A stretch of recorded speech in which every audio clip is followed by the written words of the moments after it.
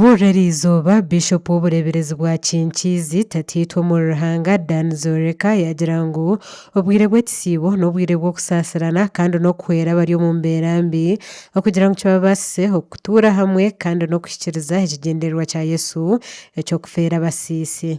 Lero mu lunaku olw'okusiiba ebiro 40 God is telling us to escape from the life of the flesh to the life of the spirit.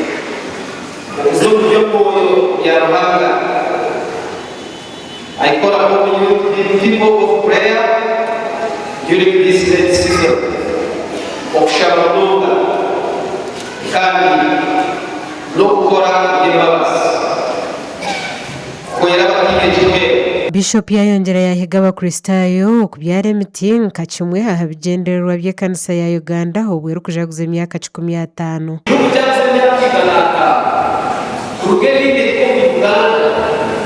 Tuhimbize kubandi tujike emyaka 5 tubyare emiti miliyoni 15 mu province mukabasiyo. Omukushaba oku Bishop Zoreka yata Archdeacon omusya ow'ekkanisa ya Butogota aha ntebe kandi yamushaba kworobera ebiragiro by'ekkanisa hamwe na gavumenti. Peace and love among all Christians of Kayonza Archdiocese who have been called to serve. With the help of God, I will.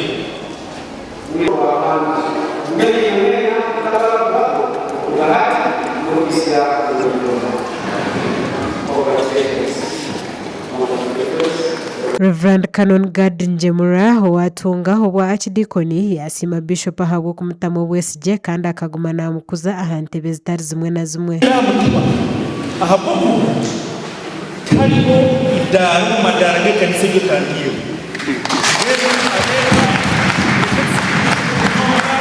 akatwahura yatuma umalisa yatuma usabadikoni yatuma ofisi yatuma ekitiinisa ekiherukireyo ekyobwa kanoni omukanisa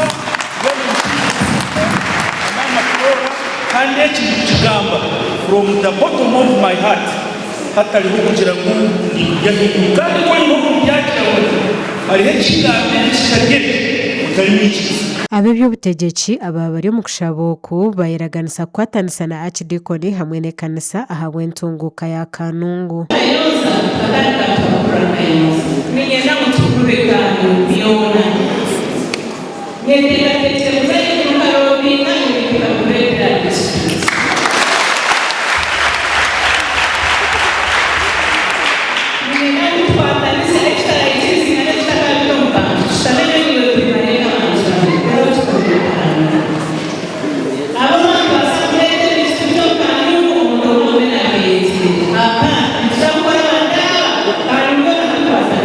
Obwire obu abiikiriza Kristo bari omu kisiibo ky'ebiro 40 kandi nibeehanangirizibwa okukora ebintu ebikuhiisa Ruhanga ekitiinisa.